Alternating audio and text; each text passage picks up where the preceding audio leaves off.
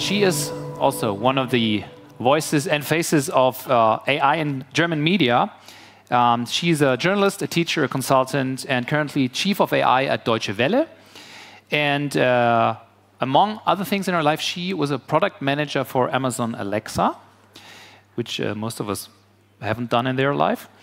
And she is also one of the hosts of the KI podcast, which most of you will know. So welcome, Marie Kilg. Thank you.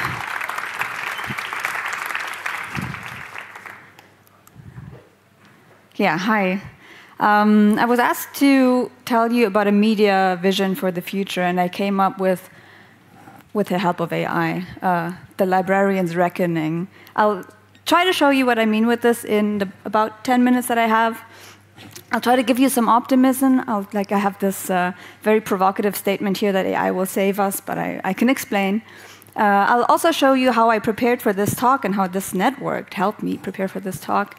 And I'll give you this abomination of a Lara Croft ripoff that was AI generated, and I'll hope that by the end of the talk you understand why I need to show this weird librarian figure. We already said some really important things in this hour, so I think all of this you can probably skip. You know that we're in an age of disruption. You know about polarization, and you know that algorithms are making all of this worse, and we have this kind of double problem with AI. It's confusing our audiences, and it's also direct competition, because the tech companies are directly offering something to our users that we used to offer, which is information processing. And I'm also going to show a newspaper page in an AI talk, but this is what information processing used to look like, right? We always had also the business of deciding what is important to our audience, not just finding the fact, not just telling the story, but also curating in what way do we deliver the story to our audience. And then, of course, we have different modes, and it changed over time. And for example, information processing can also mean deciding how and what to tell in a TV daily show. And in the past years, this has changed more and more because we've kind of given away part of the distribution side, of the distribution technology. But I'd say that telling a story for an Instagram reel, thinking about how to convey the facts for a medium like this is also still information processing. Of course, though, if you extrapolate this can seem very scary and very disruptive, because you can ask, do we still need media companies? I'm putting the year 2060 here, so it's not too scary, but we all feel like it might be closer. Or will AI do all the information processing for us? And to answer this question, I want to quickly reference our production chain. We've spoken about this too in the first segment with Richard. Of course, we do many things in journalism, right? We start with the research, we gather information at the source often. Then the production is a whole thing. How do we tell the story? What technology do we use to tell the story?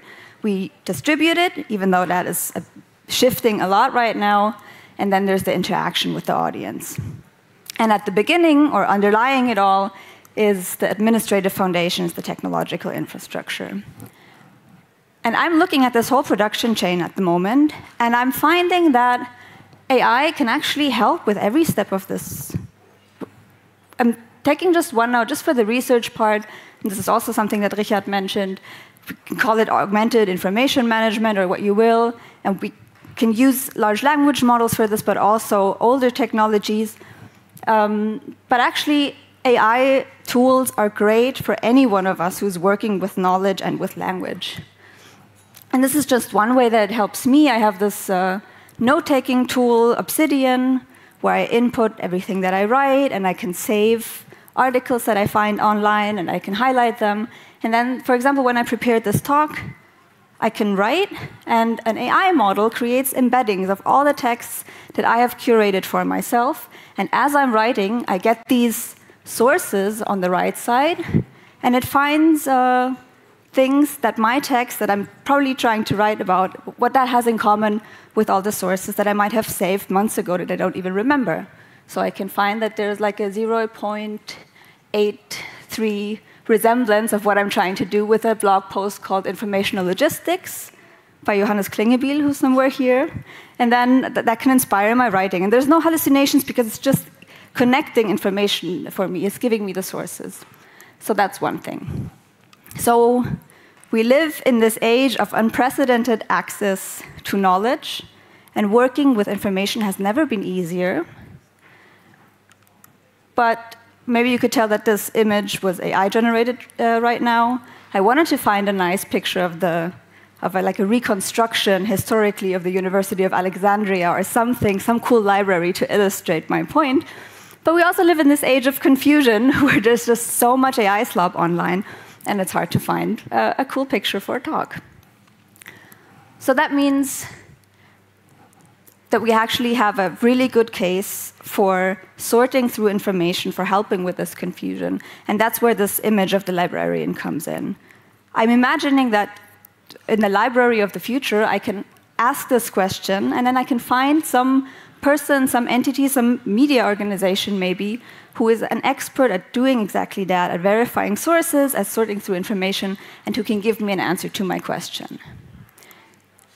And this symbol hints at another cool piece of technology that can help us with provenance information that will hopefully help us in the future distinguish between AI content and more useful content. And this librarian technology used to look like this. With these content cards, we also had telephone technology for this type of use case for a while.